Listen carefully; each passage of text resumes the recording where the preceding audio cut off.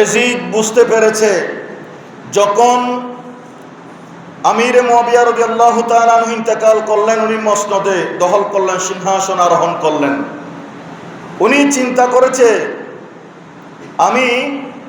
আমি যদি মসনদ দখল করে সিংহাসনে উঠি, বাদশাহ হিসেবে আমি দাবি করি, আমাকে কেউ মানবে না, কারণ আমি দোষী, আমি শরীয়তের বাউন্ডারির বাইরে অপকর্ম করি, সবাই জানে। আমার হাতে হাত রেখে বায়াত গ্রহণ করবে না।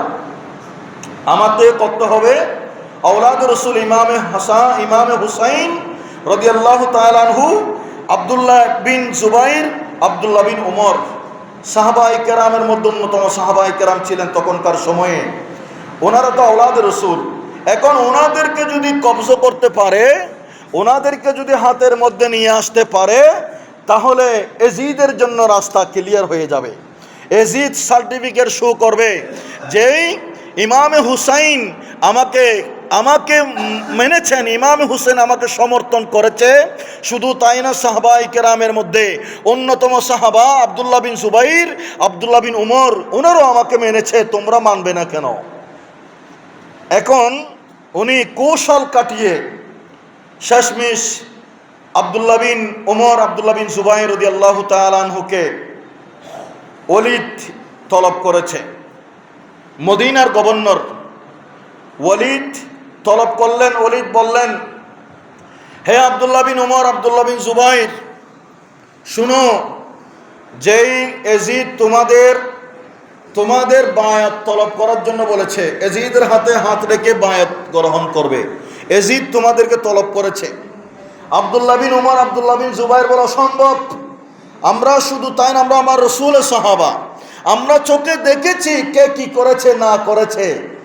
আমরা সাহাবায়ে কেরাম, আমরা সত্যের উপরে মাপকাঠি, কখনো অন্যায়কে ফসরক দিতে পারি না। আমরা প্রয়োজনে মদিনাতুল মুনাওয়ারা ত্যাগ করে মক্কাতুল মুকাররমায় চলে যাব। সুবহানাল্লাহ বলেন। সাহাবায়ে কেরাম আব্দুল্লাহ বিন জুবাইর, তখনকার সময়ে আব্দুল্লাহ বিন উমর, ওনারা দুজন মক্কাতুল মুকাররমা ত্যাগ করে মদিনাতুল মুনাওয়ারায় চলে গেলেন। মদিনাতুল মুনাওয়ারা ত্যাগ করে মক্কাতুল মুকাররমায় চলে গেলেন। সুবহানাল্লাহ বলেন।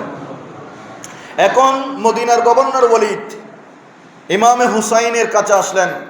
হে ইমামে আলী মাকাম, ইমাম হুসাইন রাদিয়াল্লাহু তাআলা আনহু, আপনাকে এজিদ তলব করেছে, এজিদের হাতে হাত রেখে বায়াত গ্রহণ করার জন্য আপনাকে চিঠি দিয়েছেন, আপনাকে প্রস্তাব করেছে। ইমামে হুসাইন বলে, কখনো সম্ভব নয়। কেন? আমি আওলাদে রসুল, এক নম্বর। শুধু তাই না, আমি সাহাবে রসুল। সুবহানাল্লাহ বলেন। আমার রসুলের মওলা আলী শের খুদা রাদিয়াল্লাহু তাআলা আনহু রক্ত রয়েছে আমার শরীরে, আমার জিসিমে ইমামে আলী মাকাম শের খুদা আলীর রক্ত রয়েছে। ভাগুনে জান্নাত মা ফাতেমা জাহরা রাদিয়াল্লাহু তাআলা আনহার রক্ত রয়েছে। শুধু তাই না, আমার বড় ভাই ইমামে হাসান যুগশ্রেষ্ঠ সাহাবার মধ্যে একজন ছিলেন, উনি আমার রসুলকে দেখেছেন। সুবহানাল্লাহ বলেন। উনি সাহাবী এবং তাবিও। সুবহানাল্লাহ বলেন। শুধু তাই নয়, আমার নানা জান রহমাতুল লিল আলামিন নবী, আমি ওনার নাতি, আমি হয়ে আওলাদ রসুল হয়ে আমি কেন, কোন আক্ষলে আমি এজিদের হাতে হাত রেখে বায়াত গ্রহণ করব? এটা কখনো সম্ভব নয়। যেহেতু আমি এজিদ সম্পর্কে জানি, এজিদ যে একজন হারাম মানুষ, এজিদের মতো লম্পট হারাম মানুষ দুনিয়াতে আর একটাও নাই। সেই জন্য আমি কখনো এজিদের হাতে হাত রেখে বায়াত গ্রহণ করতে পারবো না। এটা আমার আওলাদে রসুলের শান। সুবহানাল্লাহ বলেন।